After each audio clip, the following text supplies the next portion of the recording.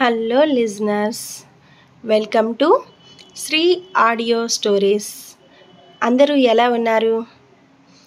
ఈరోజు మనం ముందుగానే చెప్పుకున్నట్టు అంతులేని కథను చెప్పుకుందాం. ముందుగా మీ అందరికీ ఒక రిక్వెస్ట్, ఎవరైనా నా ఛానల్ను సబ్స్క్రైబ్ చేసుకోకుండా ఉంటే ప్లీజ్ సబ్స్క్రైబ్ చేసుకోండి. ఇక కథ మొదలు పెడదామా? ఎప్పటిలానే పనులన్నీ ముగించుకొని బాటసారుల దగ్గరకు వచ్చి కూర్చుంది పేదరాశి పెద్దమ్మ. పెద్దమ్మను చూసిన బాటసారులు, పెద్దమ్మ, నువ్వు చెప్పిన కథ చాలా బాగుంది, మాకు బాగా నచ్చింది. ఈరోజు ఇంకొక కథ చెప్పవా అని అడిగారు బాటసారులంతా. వారన్న మాటకు నవ్విన పెద్దమ్మ, సరే చెబుతాను అని చెప్పి కథ మొదలుపెట్టింది. పూర్వం గాంధార దేశాన్ని చిత్రసేనుడు అనే రాజు పాలించేవాడు. ఆ రాజుగారి అదృష్టమో ఏమో, ఋతువులన్నీ రాజ్యంలో వేలకు వచ్చిపోతూ ఉండేవి. మంచి వానలు కురిసి బాగా పంటలు పండేవి.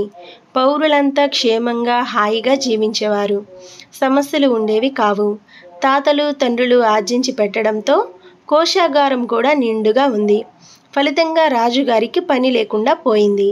పనిలేని రాజుగారు మిఠాయిలు తింటూ కథలు వినడాన్ని పనిగా పెట్టుకున్నాడు. హంసతూలిక తల్పం మీద కూర్చొని రకరకాల మిఠాయిలు తింటూ కథలు వినడమే రాజుగారి దినచర్య అయిపోయింది. ఎంత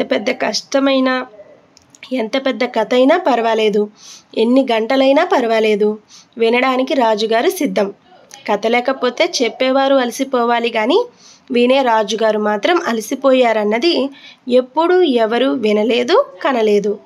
నేను చెప్పిన కథ ఎలా ఉంది మహారాజా అని పొరపాటున ఎవరైనా అడిగితే రాజుగారి సమాధానం ఒకటే, నీ కథలో ఒకటే లోపం బాబు, బాగా చిన్న కథ చెప్పావు అనేవారు ఆయన. ప్రపంచంలోని గొప్ప గొప్ప కథకులంతా గాంధార దేశాన్ని, చిత్రసేనుణ్ణి సందర్శించిన వారే. వారంతా రాజుగారికి చెప్పని కథ అంటూ లేదు. రోజుల తరబడి కథలు చెప్పేవారు. వారానికో 10 రోజులకో కథ పూర్తి అవుతుంది కదా. కథ పూర్తి కాగానే అయ్యో అప్పుడే అయిపోయిందా అనేవారు రాజుగారు. బాధపడేవారు. రోజుకి 100 లడ్డూ తినే రాజుగారు ఆ బాధతో 99 మాత్రమే తినేవారు. అది చూసి కళ్ళు చెమర్చుకునేవారు సేవకులు. వారానికో 10 రోజులకో కథ అయిపోవడం, తను బాధపడడం, మిఠాయిలు తినలేకపోవడం భరించలేని రాజుగారు ఆఖరికి ఒక నిర్ణయానికి వచ్చారు. అంతులేని కథ చెప్పాలి తనకి. అలా కథ చెప్పిన వారికి మంచి బహుమతి ప్రకటించారు ఆయన. చుట్టుపక్కల రాజ్యాలన్నిటా ఆ విషయాన్ని దండోరా వేయించారు. ఎవరైతే రాజుగారికి అంతులేని కథ అంటే ముగింపు లేని కథ చెబుతారో వారికి రాకుమారి చిత్రాంగని ఇచ్చి పెళ్లి చేస్తారు. అంతేకాదు అర్ధరాజ్యాన్ని కూడా ఇచ్చి పట్టాభిషేక్తుణ్ణి చేస్తారు అహో అంటూ దండోర వేసే అతను చెప్పేసి వెళ్ళిపోయాడు. ఒకవేళ అలా చెప్పలేని పక్షంలో శిక్ష విధిస్తారు. అది చాలా కఠినమైన శిక్ష. అంతులేని కథ చెబుతామంటూ వచ్చి చెప్పలేని కథకునికి శిరచ్ఛేదనమే, అంటే తల తీసేస్తారు అతనికి అని మరొక్కసారి దండోర వేశారు.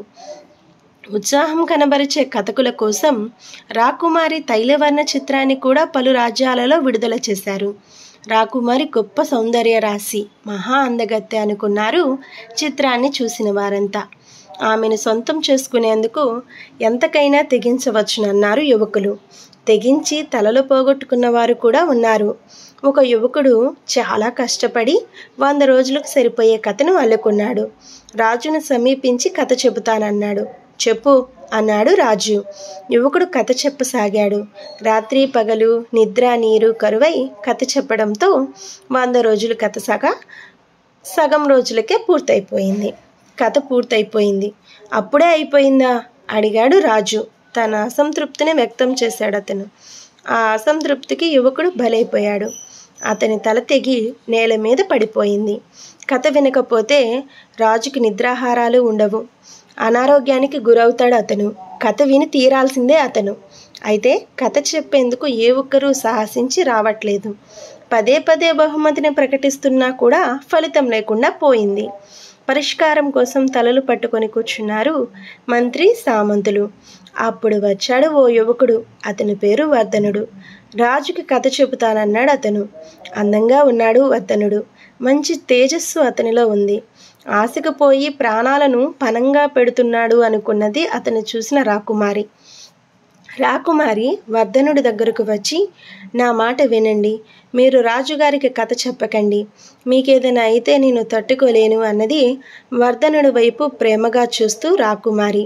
ఈ మాట చాలు రాకుమారి, నేను దేనికైనా సిద్ధం అన్నాడు వర్ధనుడు అంతే ప్రేమగా రాకుమారిని చూస్తూ.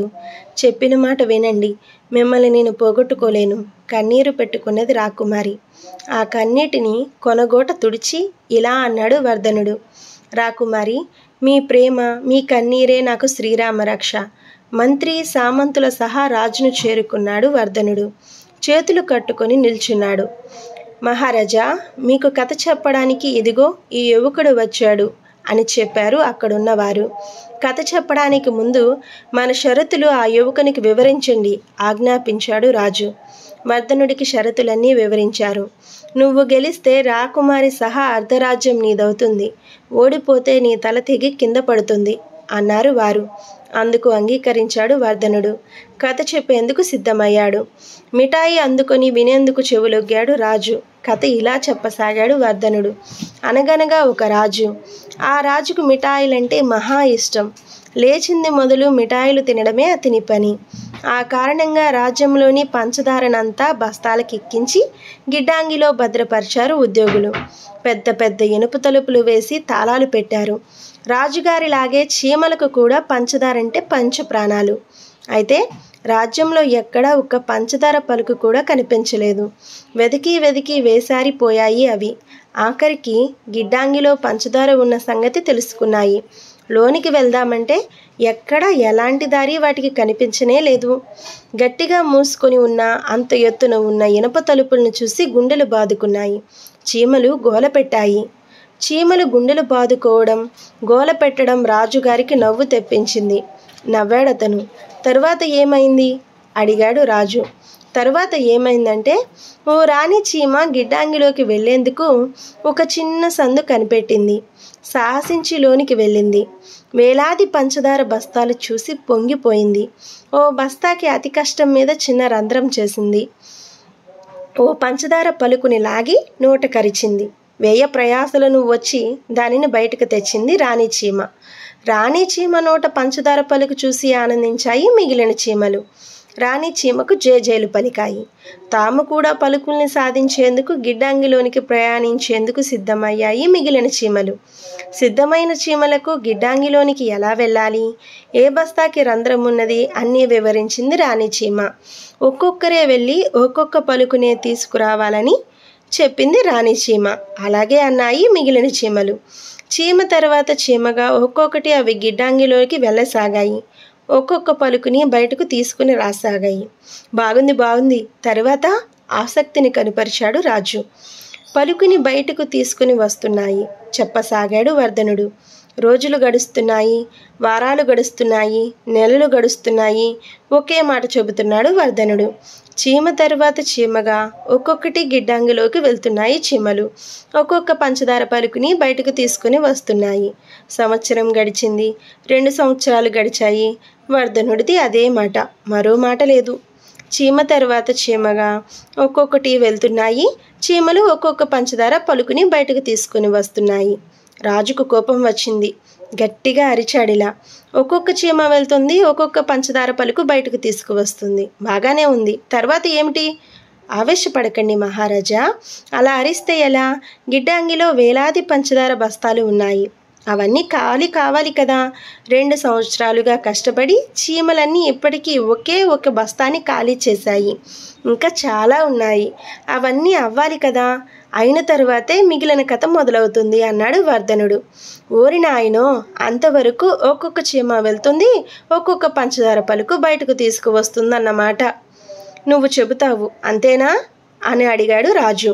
అంతే మహారాజా. చాలు బాబోయ్ చాలు, నువ్వు నీ కథ నాకు పిచ్చెక్కిపోతుంది. వెళ్ళిక్కడి నుంచి రాజ్యంలో అర్ధభాగాన్ని రాకుమారిని తీసుకుపో అన్నాడు రాజు. మీరు కథ పూర్తిగా వినలేదు మహారాజా. వద్దు వినను. నువ్వు నీ చీమల కథ నాకొద్దు. వెళ్ళిక్కడి నుంచి. పెట్టుకున్న కిరీటాన్ని తీసి విసిరికొట్టాడు. జుట్టు పీక్కున్నాడు రాజు. మరుక్షణమే మహారాజు ప్రకటించిన ప్రకారం రాకుమారికి వర్ధనుడికి పెళ్ళయింది. అర్ధరాజ్యానికి వర్ధనుడు రాజయ్యాడు. ఆనాటి నుంచి అతడు రాజవర్ధనుడయ్యాడు. అల్లుడి దెబ్బకి చిత్రసేన మహారాజు కథలు వినడం మానుకున్నాడు. కథలు వినడాన్ని ఎప్పుడైతే మానుకున్నాడో అప్పటి నుంచి మిఠాయిలు తినడానికి కూడా మానుకున్నాడు. అయితే వర్ధనుడు కనిపిస్తే చాలు తప్పించుకొని తిరుగుతున్నాడు. అల్లుడు కనిపిస్తే చీమల కథ చెబుతాడని భయపడుతూ అంతఃపురంలోనే అతని కంటికి కనిపించకుండా దాక్కున్నాడు చిత్రసేన మహారాజు. ఇప్పుడు చెప్పండి, ఎలా ఉంది కథ అని అడిగింది పేదరాశి పెద్దమ్మ బాటసారుల్ని. చాలా బాగుంది పెద్దమ్మ, ఈరోజు చిత్రసేన మహారాజుది చాలా బాగుంది అని ప్రత్యుత్తరం ఇచ్చారు బాటసారులంతా. ఇక చాలు, ఇక పడుకోండి, నాకు నిద్ర వస్తుంది అని చెప్పింది పెద్దమ్మ. నీకే కాదు పెద్దమ్మ, మాకు నిద్ర వస్తుంది, మేము కూడా పడుకుంటాము